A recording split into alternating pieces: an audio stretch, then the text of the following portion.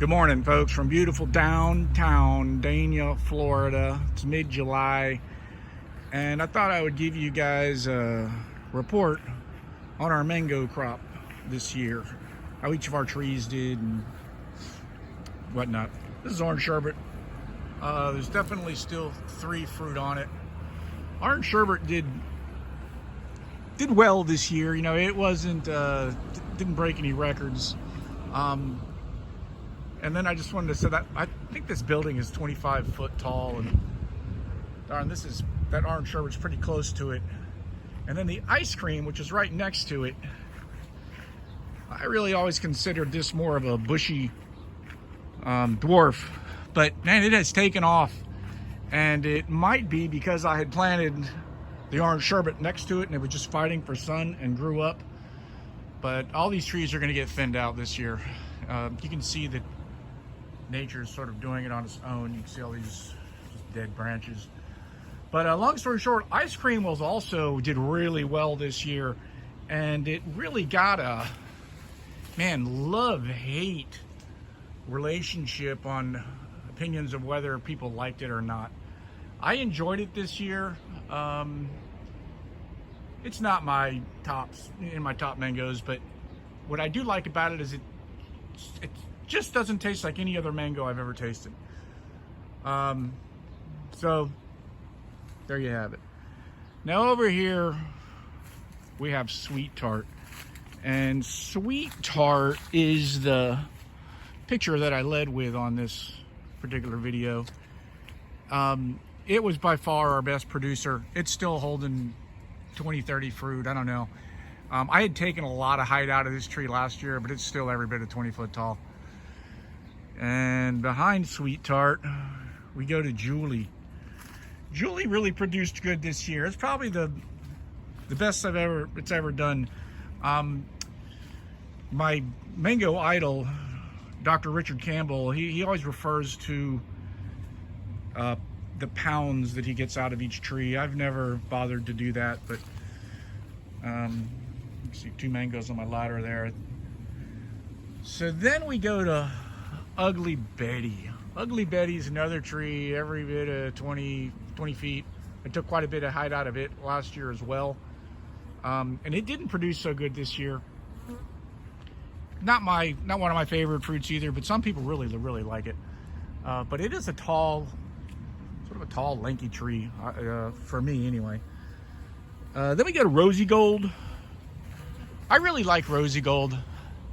I would still say if you're gonna choose between Rosy Gold and Glen, you might as well get a Glen. I think it's gonna produce better, and it tastes about the same. But the Rosy Gold is a little bit of more of a dwarf, which is a good thing sometimes. Now we go to what used to be my Alfonso that I pugged and turned into a lemon zest, and it just flat out died.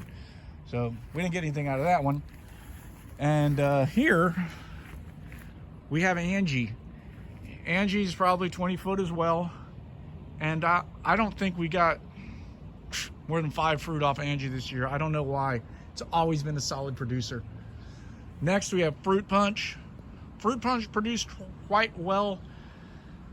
Well, the only problem being that I like to leave my fruit, I like to let them ripen on the tree. And this is what happens to Fruit Punch.